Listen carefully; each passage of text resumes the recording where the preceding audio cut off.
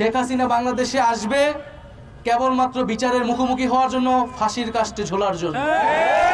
যারা ইন্ডিয়াতে আশ্রয় নিয়েছে এবং ভাবছে যে বাংলাদেশকে তারা বাইরে থেকে অস্থিতিশীল করবে, তাদেরকে বলবো যে বিচারের সম্মুখীন হওয়ার জন্য মানসিকভাবে প্রস্তুতি নিন। এই বাংলার মাটিতে এই গণহত্যাকারীদের বিচার নিশ্চিত করব, এটা ঘোষণা দিয়েই আমরা এক দফার ঘোষণা দিয়েছিলাম এবং আমরা সেখান থেকে এক বিন্দু পরিমাণও পিছপা হইনি। আমাদের ভাইদের শহীদ হওয়ার খবর আসে এবং আমাদেরকে শহীদ মিনারে আসতে হয় এবং আসলেই সত্যি কথা বলতে এই শহীদ বাবা মার সামনে দাঁড়ানোর শক্তি আমাদের আর নেই আসলে।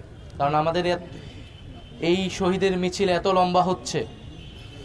আমরা শুধু এটাই বলবো যে শহীদ আরাফাত 12 বছর বয়সী একজন শিশু, ফ্যাসিবাদের বিরুদ্ধে দেশকে স্বৈরাচার মুক্ত করতে সে রাস্তায় নেমেছিল। আমাদের সৌভাগ্য হয়নি শহীদ হওয়ার, কিন্তু আমরা যারা জীবিত আছি আমাদের দায়িত্ব এই যে শহীদ হয়েছে যারা হাজার হাজার শিশু, কিশোর এবং জনতা, তাদের যে আকাঙ্ক্ষা, সেই আকাঙ্ক্ষা অনুযায়ী বাংলাদেশকে নতুন করে গঠন করা।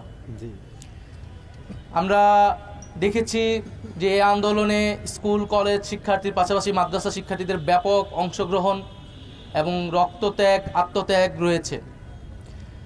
আমরা শুধু এই আন্দোলনই না, এই সরকারের পুরা 15 বছরের ফ্যাসিবাদী শাসনকালে আমরা দেখেছি যে মাদ্রাসার শিক্ষার্থীদের প্রতি বিগত সরকারের একটা আলাদা ধরনের ক্ষোভ ছিল।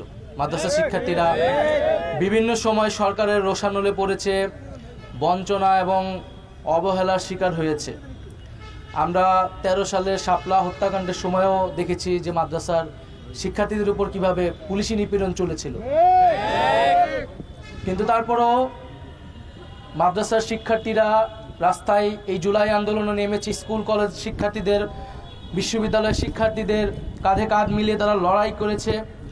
আমরা সেই লড়াইকে স্যালুট জানাই, শ্রদ্ধা জানাই এবং সমাজে যে বিভাজন শেখ হাসিনা সবসময় করে রাখার চেষ্টা করেছিল, এই জুলাই আন্দোলনের মধ্যে দিয়ে সেই বিভাজন দূর হয়েছে এবং আর কোনো শক্তিকে, আমাদের দেশের ভিতরে দেশের বাইরের কোনো শক্তিকে আমরা আর এই বিভাজন করতে দিব না। শিয়া বাটার ও ভিটামিন ই সমৃদ্ধ lily glam beauty soap. Lily, always beautiful.